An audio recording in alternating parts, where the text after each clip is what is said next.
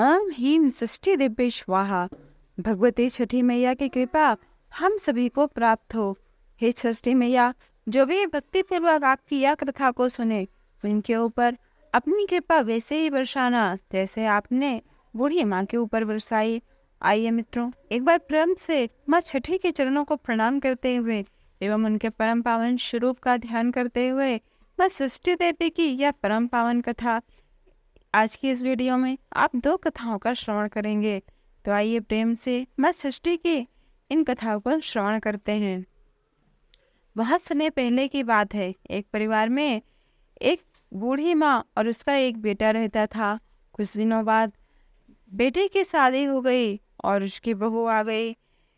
वह बुढ़िया माँ षष्ठी की परम भक्त थी। वह माँ षष्ठी का व्रत बहुत ही सुंदर एवं श्रद्धा भाव से करती थी, परंतु बहू जो नए विचारों वाली थी, वह पूजा पाठ में कभी विश्वास नहीं करती थी। एक बार जब बूढ़ी अम्मा छठ माता की पूजा की तैयारी कर रही थी, तो बूढ़ी अम्मा का बेटा आम की लकड़ी तोड़कर ला रहा था और पूजन की सामग्री भी बाजार से खरीद कर ला रहा था।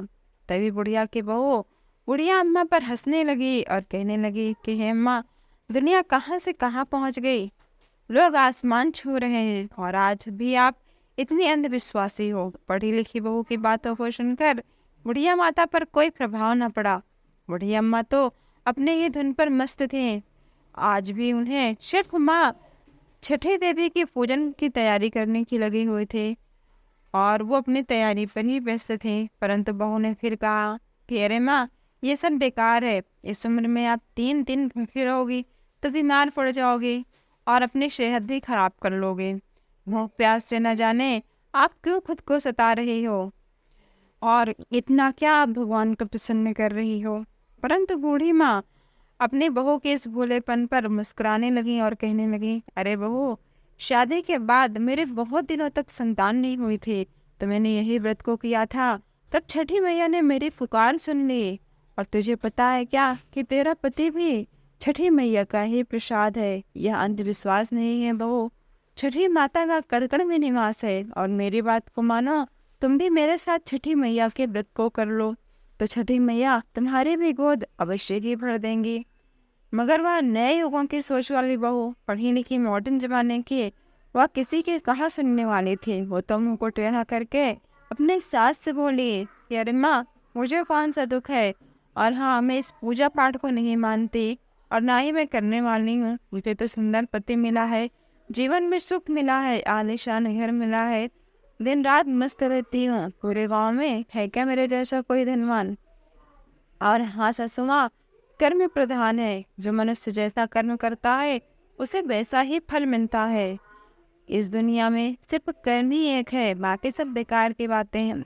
सासू माँ के लाख समझाने पर भी बहू पर कोई असर नहीं हुआ। वह नास्तिक थी, बार बार छठ माता की बुराई ही किए जा रहे थे। तभी उसका पति वहाँ आया और उसने भी उसको समझाने की कोशिश की और कहा कि देखो, देवी देवताओं के आगे अहंकार करना ठीक नहीं है।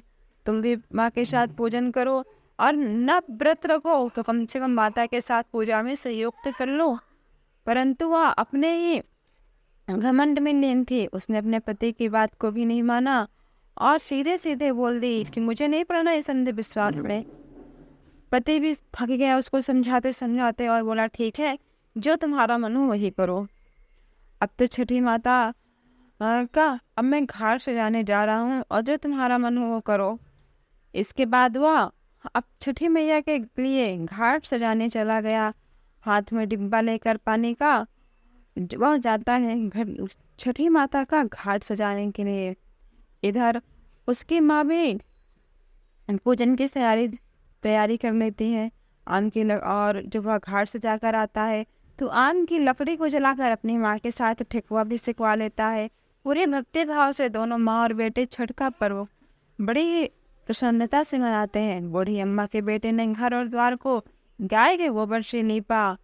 उसी समय उसकी पत्नी पाँव में चप्पल पहने हुए वहां से गुजरती है और कहती है कि हाय, पता नहीं है कौन सा त्योहार है और पूरे घर में गोबर ही गोबर फैला के रख दिया। अब तो घर से बाहर निकलना भी मुश्किल हो रहा है। ये कैसे गोबर की दुर्गंध आ रही है। और उसने अपने पति से कहा कि तुम और तुम्हारी माँ बड़े ही भक्त हो। देखो तो आपने पूरे घर में गोबर ही गोबर कर दिया, यहाँ तक तो अब आपके शरीर से भी गोबर की बदबू आ रही है। अब तो तुम नहाकर ही घर में आना। बहू की बातें सुनकर बूढ़ी अम्मा बहू को समझाती हैं और कहती हैं, अरे बेटा, तुझे नहीं पता कि गोबर से जो जब तो दुर्गंध कह रही है, उस गाय के गोबर में बहुत से ऐसे रसायन होते हैं जिसको घर में लिपने से घर के सारे बीमारियां कोसों दूर हो जाती है।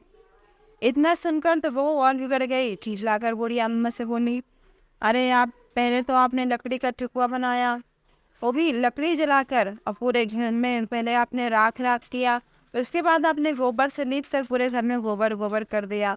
इन दोनों की बहस ऐसी ही चालू थी कि बेटा बीच में आकर बोला कि अरे तुम माता से झगड़ा मत करो, चलो अब जाकर तैयार हो जाओ, छठ माता के घाट पर जाने का समय हो गया है। बैंड बाजे वाले को बुलवाकर दौड़ा और वो सब बाजा बजवा कर घाट पर चल दिए।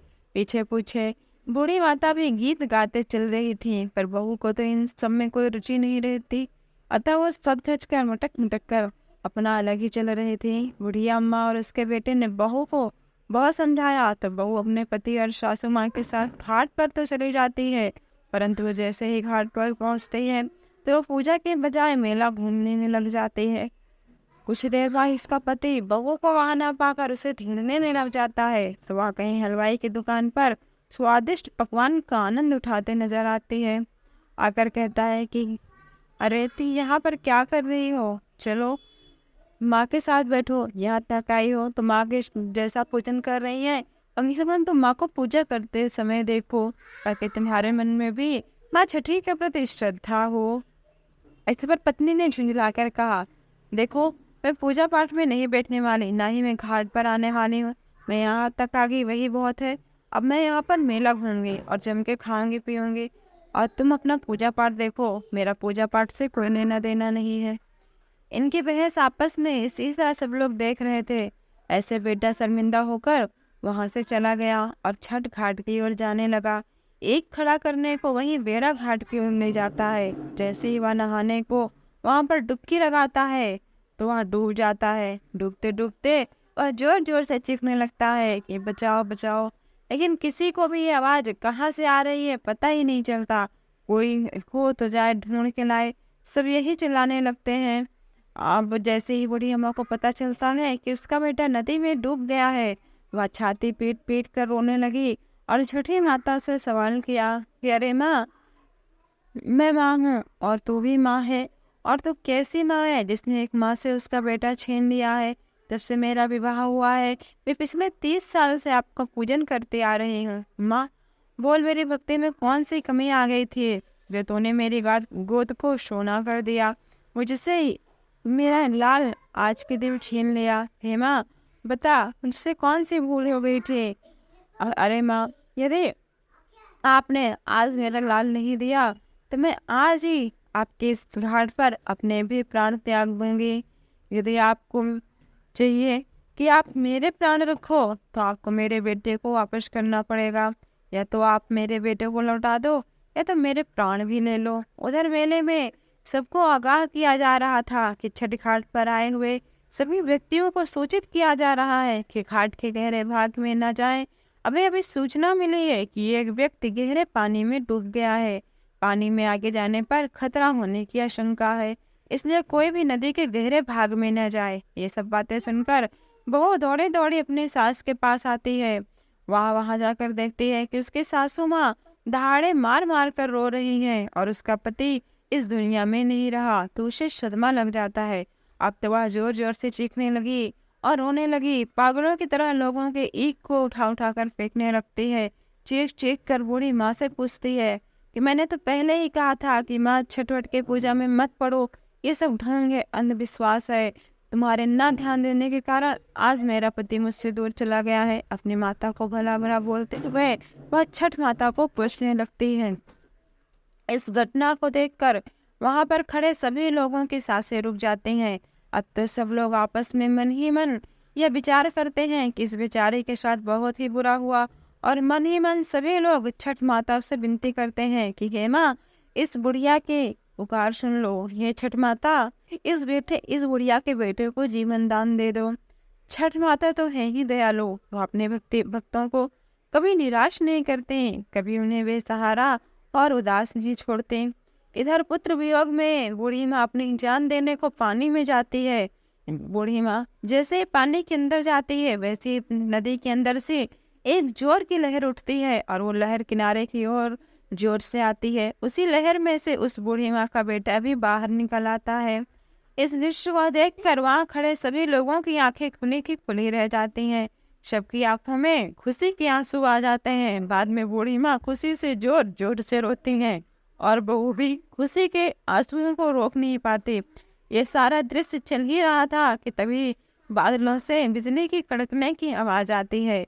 आकाशवाणी में छठी माता ने कहा कि मेरी पुत्री, मैं किसी का कभी अहित नहीं करती। मैंने तुम्हारी आंखों से अज्ञान का पर्दा हटाने के लिए ही तुम्हारे पति को पानी में डुबाया था।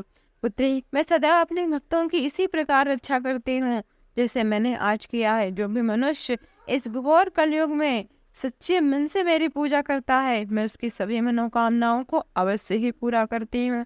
इतना कहकर आकाशवाणी अंतर ध्यान हो गई। वहां पर खड़े सभी भक्तों ने छठ माता के नाम का जयकारा लगाया और अब तो छठ माता की कृपा से बहू का बेटा पहले से अधिक स्वस्थ और संपन्नशाली हो गया।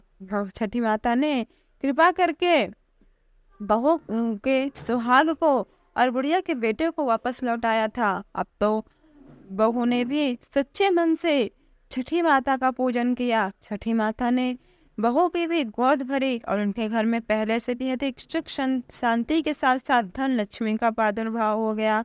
हे छठी मैया, जैसे आपने बूढ़ी माँ पर कृपा की, वैसे ही आपकी यह परम पावन व्रत कथा कहने वाले सुनने वाले सब पर कृपा करना। एक बार प्रेम से बोलिए, हाँ छठी माता की जय।